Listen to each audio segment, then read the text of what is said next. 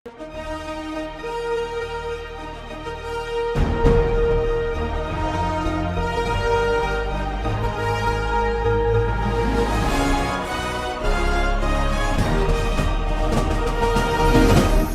பார்த்து கொண்டிருப்பது உங்கள் ஜாஷ்வா டிவி. சகல ஜனங்களுக்கும் நற்செய்தி.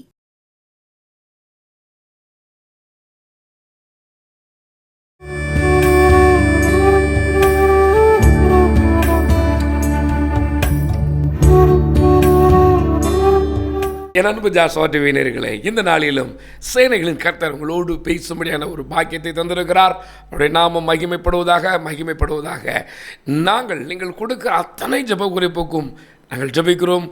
சேனைகளின் கர்த்தர் உங்களுக்கு நிச்சயமாய் ஒரு அதிசயத்தை செய்வார், அற்புதத்தை உங்களுக்கு வைத்திருக்கிறார். சுதந்திரித்துக் கொள்வீர்கள். இந்த ஆண்டு பெரிய ஆசீர்வாதத்தை நன்மையும் நீங்கள் சுதந்திரிக்க வேண்டும் என்று இயேசு ஜெபிக்கிறார். ஊழியங்களும் உங்களுக்காய் ஜெபிக்கிறது. இந்த நாளிலே நான் உங்களோடு பேசும்படி நிஜமான எனக்கு தந்திருக்கிற ஒரு வார்த்தை இருக்கிறது. அது செப்னியா 3ஆம் அதிகாரம் 15ஆம் வசனம் விதமாய் சொல்லுகிறது. என்னோடு திருப்புவீர்களா? செப்னியா 3:15.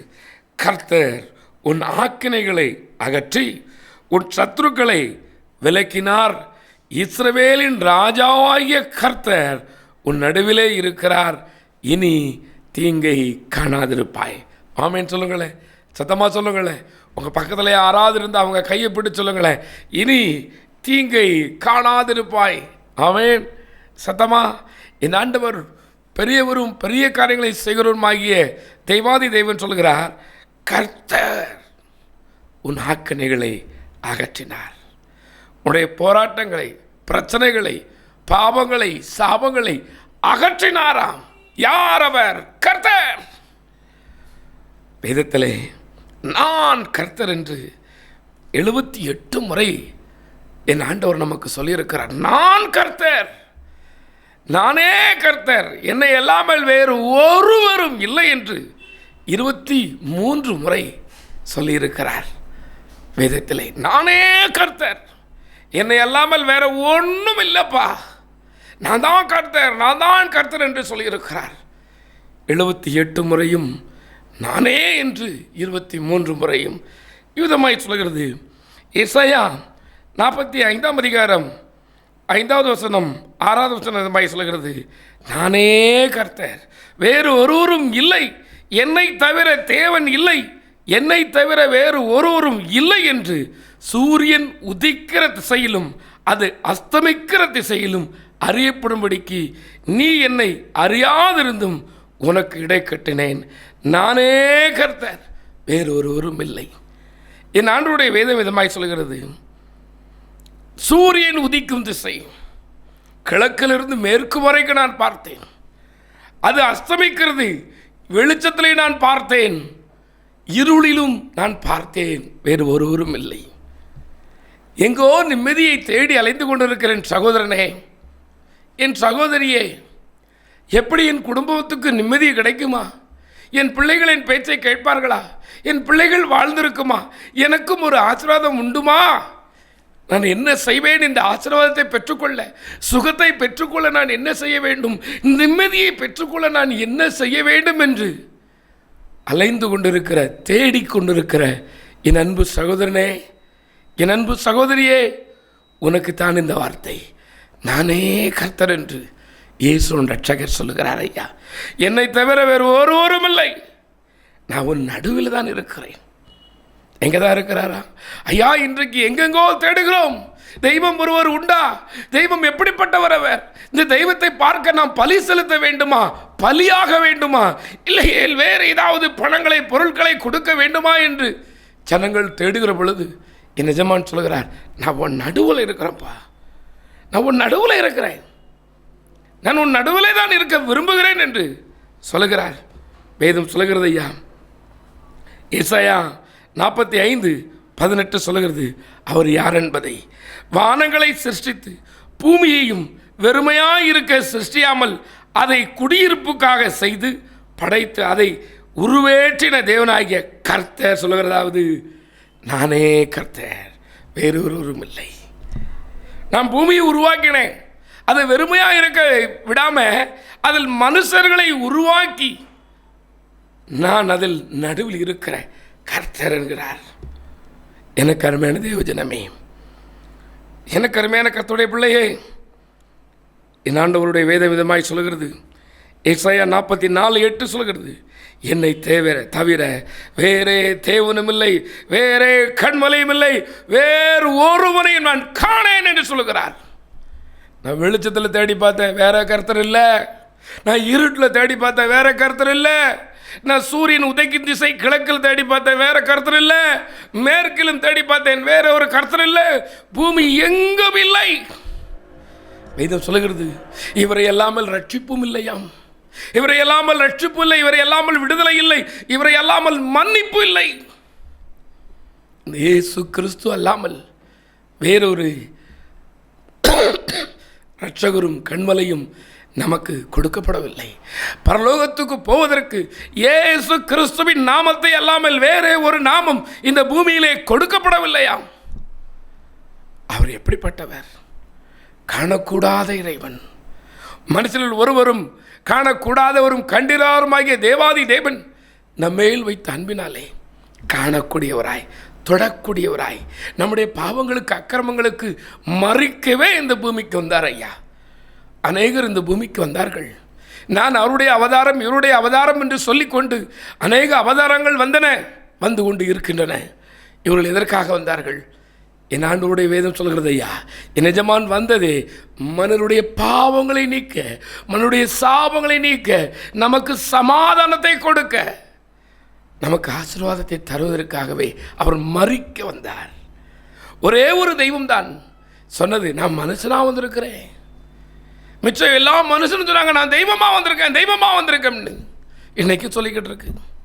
இந்த தெய்வம் தான் சொல்றது, நான் மனிதனாய் வந்திருக்கிறேன், மனிதனுடைய பாவங்களை நீக்க, மனிதனுடைய சாபங்களை நீக்க, மனிதனுக்காய் மரித்து அடக்கப்படவே வந்தேன் என்று சொன்னார். அந்த தெய்வம் சொல்லுகிறார், என்னை இல்லாமல் வேற தெய்வம் இல்லைப்பா. என்னை இல்லாமல் உன்னை விடுவிக்கிறதற்கு, என்னை இல்லாமல் உன்னை காப்பாற்றுவதற்கு, என்னை இல்லாமல் உன்னை பரலோகம் சேர்ப்பதற்கு வேற ஒரு தெய்வம் இல்லை. பூமியில் இல்லைப்பா, வானத்திலும் தேடி பார்த்தேன், அங்கேயும் இல்லை அப்படிங்கிறார். போகட்டும், வேத விதமாய் சொல்லுகிறது பாருங்களேன். வேறு ஒருவரும் இல்லை என்று, வேறு ஒரு தெய்வம் இல்லை, நான் பூமியில் தேடின, வானத்தில் தேடினு சொல்லிட்டு சொல்லுவார். 6 இடத்துல வேதாகமத்திலே சொல்லியிருக்கிறார், வேற ஒருவரும் இல்லை என்று. வேதமிதமாய் சொல்கிறது. ஏசாயா 40:12 சொல்லுது, தண்ணீரை தமது கைப்பிடியால் அளந்து வானங்களை சாணளவாய் பிரமாணித்து பூமியின் மண்ணை மரக்காலில் அடக்கி பர்வதங்களை துலாக்காலாலும் மலைகளை தராசாலும் நிறுத்திருக்கிறார் என்று. இந்த கர்த்தர் எப்படிப்பட்டவர்? என் ஆண்டவர் சொல்லுகிறார், நான் வானத்தை உண்டாக்கினேன், பூமியை உண்டாக்கினேன், மனுஷரை உண்டாக்கினேன், எல்லா சகல ஜீவன்களையும் நான் உண்டாக்கினேன், மலைகளை, ஆறுகளை, நீரூற்றுகளை உண்டாக்கினேன் என்று சொன்னவர் சொல்கிறார், நான் வானத்தை ஜான் அளவா, இத்தனை ஜான் தான் வானம் இருக்குன்னு அளந்து வச்சிருக்கிறேங்கிறார். இத்தனை ஜானு தான். ஒருவேளை நான் பேசுகிற இந்த புல்பேட் ஒருவேளை ஒரு 3 ஜான் இருக்குமா? இதே போல் வானத்தை இப்படி ஜான் அளவாய் அளந்திருக்கிறாராம். எவ்வளோ பெரிய தெய்வம் பாருங்களேன். பூமியின் மண்ணை மரக்காலில் அளந்திருக்கிறாராம். இத்தனை மரக்கால் மண்ணு தான் இருக்குதுன்னு சொல்லி அளந்திருக்கிறாராம். நீங்கள் வீடு கட்டியிருக்கீங்களே, உங்கள் வீடு சின்ன வீடாக இருந்தாலும் பெரிய வீடாக இருந்தாலும் அதில் எத்தனை மரக்கால் மண் இருக்குன்னு உங்களுக்கு தெரியுமா? என் ஆண்டவருடைய வேதம் சொல்கிறது பாருங்களேன், நான் பூமியில் உள்ள மண்ணெல்லாம் அளந்து வச்சிருக்கிறேன். மலை இருக்குது, அது எத்தனை கிலோ இருக்கும்? கடலுக்குள்ள இருக்கிற மலை, வெளியில் இருக்கிற மலைகள், எல்லா மலைகளையும் தராசால் நிறுத்தி வைத்திருக்கிறாராம்.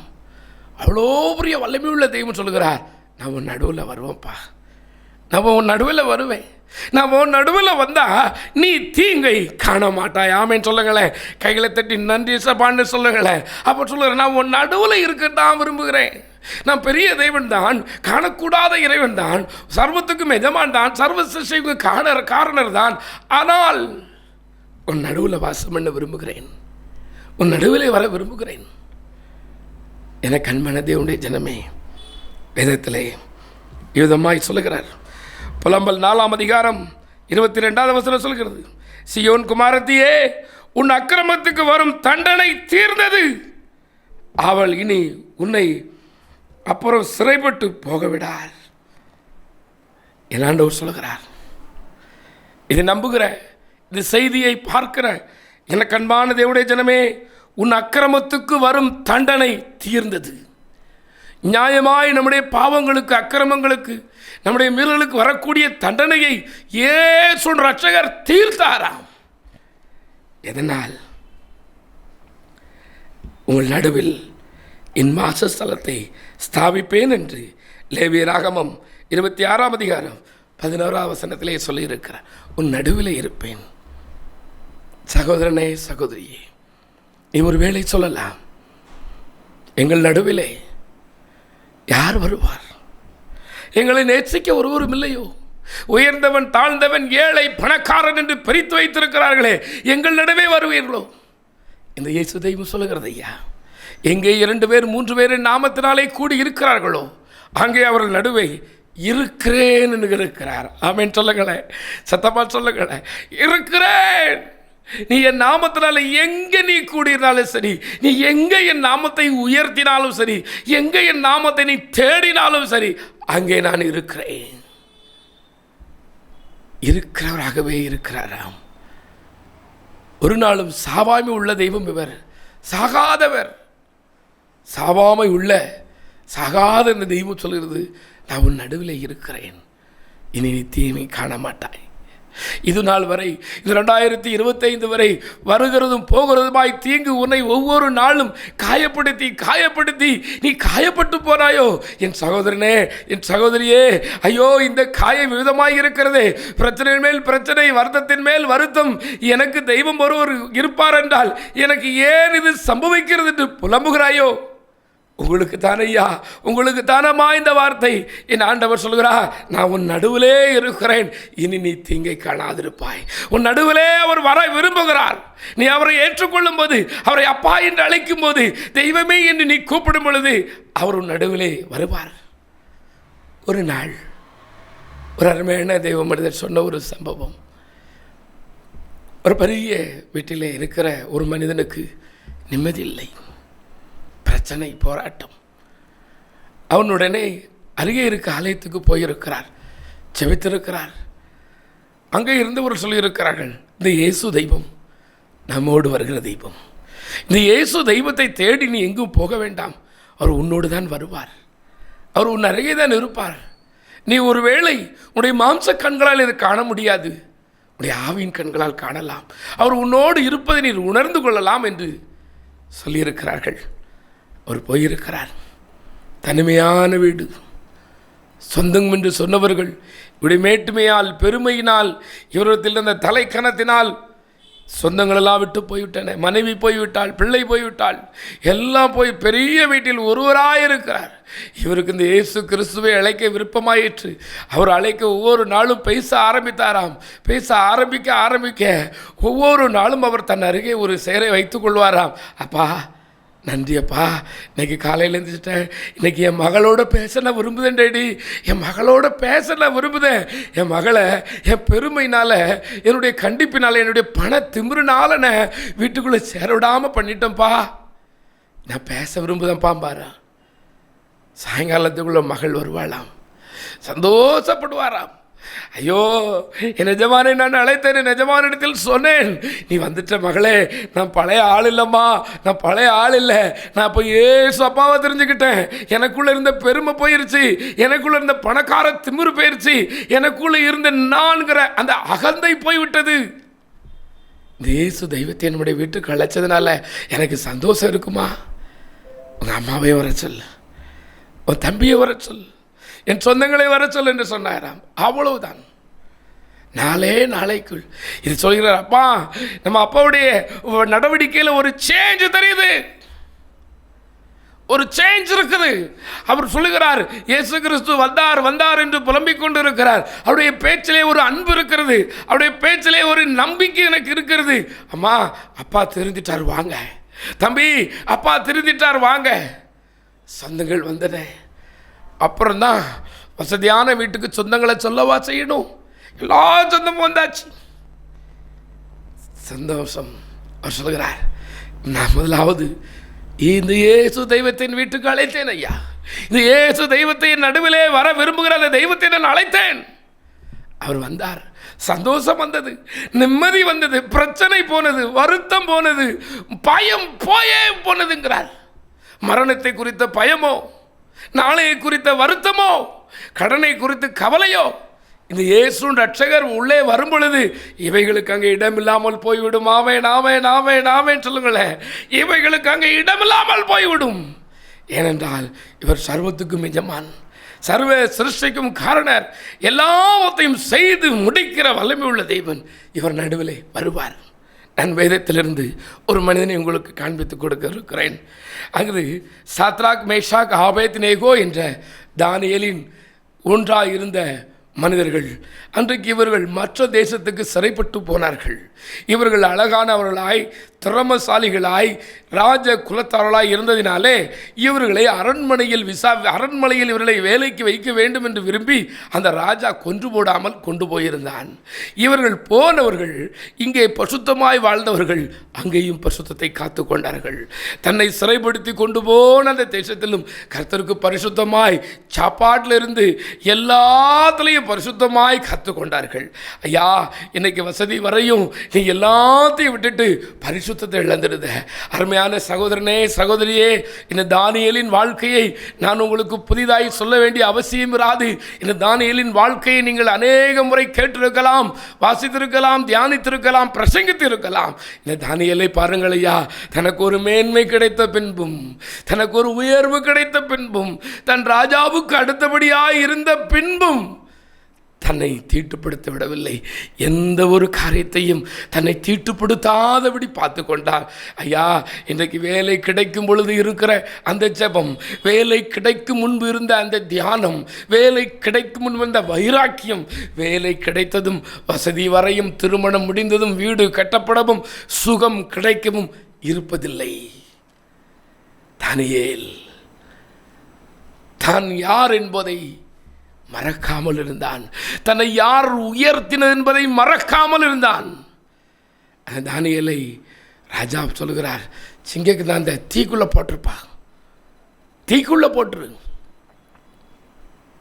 என் அன்பு சகோதரனே, ஒருவேளை இந்த இயேசு கிறிஸ்துவுக்காய் ஊழியத்துக்கென்று ஒப்பு கொடுத்ததினாலே, இந்த இயேசு கிறிஸ்துவை சொந்த இரட்சகராய் குல தெய்வமாய் ஏற்றுக்கொண்டதினாலேயும் நீ வேதனையை அனுபவித்துக் கொண்டு இருக்கிறாயோ, நீ வருத்தத்தை அனுபவித்துக் கொண்டு இருக்கிறாயோ.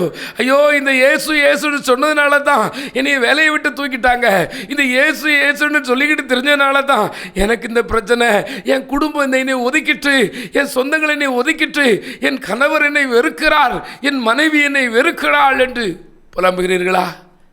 இந்த தானியேலின் சம்பவத்தை எடுங்கள், நீங்கள் வாசித்து பாருங்கள். எல்லா ஜனங்களும் வேடிக்கை பார்க்கிறார்கள்.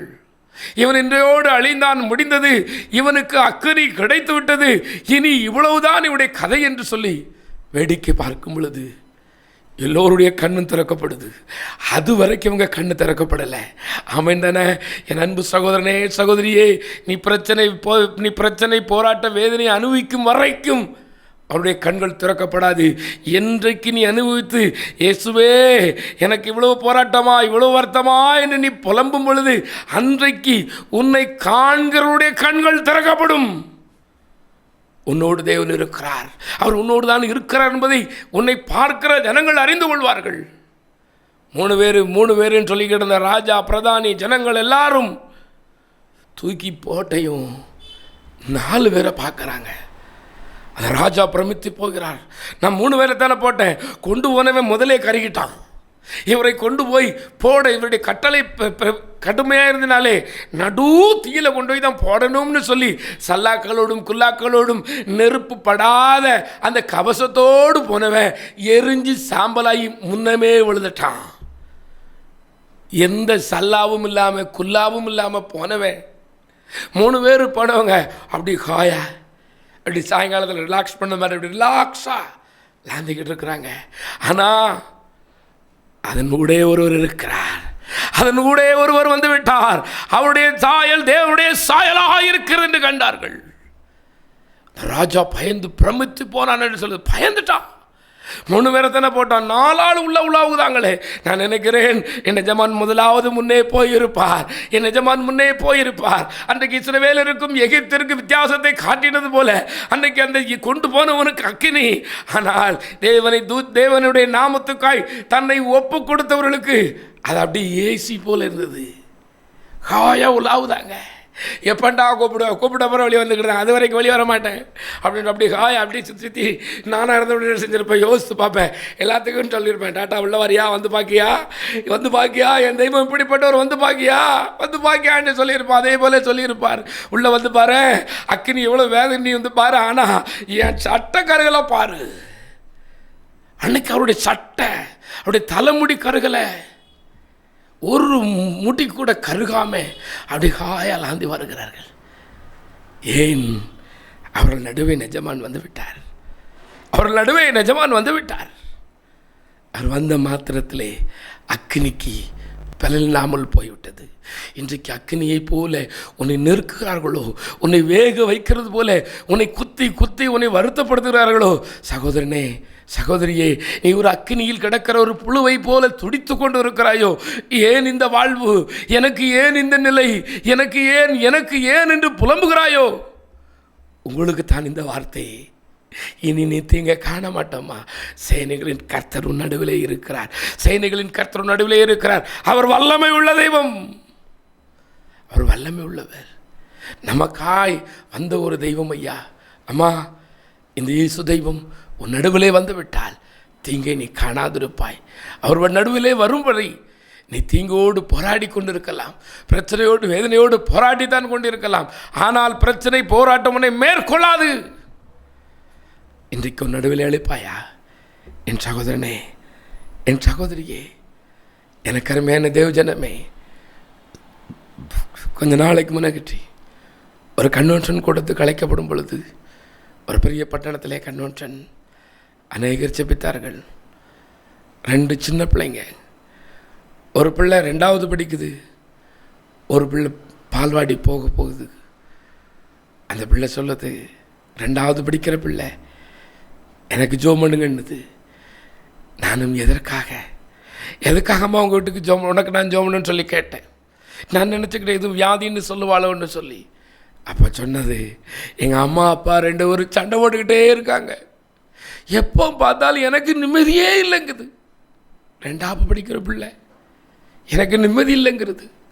கணவன் மனைவி சண்டை போடும்போது பிள்ளைகளுடைய நிலை என்ன?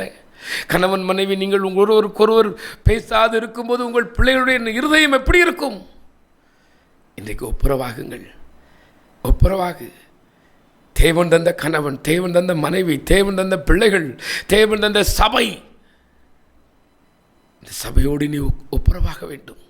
சபையில் கோபித்து கொண்டு சபைக்கு செல்லாமல் இருக்கிறாயா? இந்த ஆண்டு தீர்மானம் பண்ணு. சபையில் உள்ள ஜனங்களை பார்க்க நீ போக வேண்டாம், சபையில் உள்ள போதகரை நீ பார்க்க போக வேண்டாம். சபையிலே எஜமான் இயேசு மகாராஜன் இருக்கிறார் என்று சபைக்கு போ, அங்கே கர்த்தருடைய வார்த்தை வெளிப்படும். நீ தனிமையாயிருப்பது நல்லதல்ல. தனிமை பிசாசுக்கு சரியான நேரம். அது தனிமையை தான் பிசாசு பயன்படுத்துவான். ஆதாம் இல்லாத நேரம் தனிமையாயிருந்த ஏவாளை தான் பிசாசு வஞ்சித்து கொண்டு போனான். இன்றைக்கு தனிமையை தான் இந்த உலகம் பிடித்து கொண்டு நரகத்துக்கு இழுத்து கொண்டு இருக்கிறது. சொல்லுவான், உங்க வீட்டில் உன் மேல அன்பு செலுத்த ஒருவருமே இல்லை. நீ எவ்வளோ அழகா இருக்கிற, நீ எவ்வளோ அழகா பேசுற, நீ எவ்வளோ நல்லவா, உன்னை உங்க வீட்டில் அன்பு செலுத்துறதுக்கு ஒருவரும் இல்லை. ஏமாற்றுவான். மாயவலை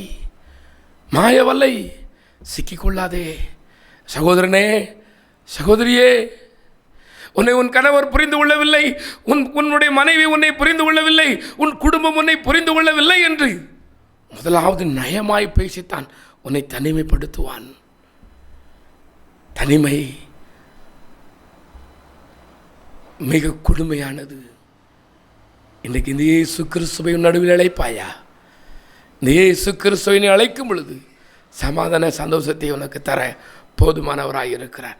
கண்களை மூடி, மகா இறக்கும் கிருபையும் பிள்ளைகள் பரலோக பிதாவே, என் நடுவில் எனக்கு விருப்பமான தலைவர்களை நான் வச்சு பார்த்துட்டேன், எனக்கு விருப்பமான நடிகரை வச்சு பார்த்தேன், எனக்கு விருப்பமான பெரியவர்களை வச்சு பார்த்தேன். நிம்மதி இல்லைப்பா. போராட்டம், வேதனை, வருத்தம் தான் இருந்தது. இன்றைக்கு நீரின் நடுவிலே எழுந்தருளும் நான் கேட்கிறேன். எங்கள் குடும்பத்திலே நீர் எழுந்தருளும் நான் ஜெபிக்கிறேன். எங்கள் தொழிலே நீர் எழுந்தருளும் நான் ஜெபிக்கிறேன். இந்த ஆண்டு கர்த்தாவே, இந்த நிகழ்ச்சியை பார்க்கிற ஒவ்வொருவருக்கும் சந்தோஷத்தை அனுபவிக்கிற ஆண்டாய், ஆசீர்வாதத்தை சுதந்திரிக்கிற ஆண்டாய், அதிசயத்தை காண்கிற ஆண்டாய் மாறட்டும். வியாதிகள் விலகட்டும், சத்ருவின் வல்லமைகள் செயலற்று போகட்டும். நசனாக இயேசு கிறிஸ்துவின் கல்வாரி இரத்தத்தின் வல்லமை கர்த்தாவே இந்த நிகழ்ச்சியை பார்க்கிற ஒவ்வொரு மேலும் வெளிப்படட்டும். உம்முடைய தெய்வீக சமாதானம், சந்தோஷத்தால் உம்முடைய பிள்ளைகளுடைய வாழ்வு சுகித்திருக்கட்டும் பிதாவே. ஆமேன், ஆமேன், ஆமேன்.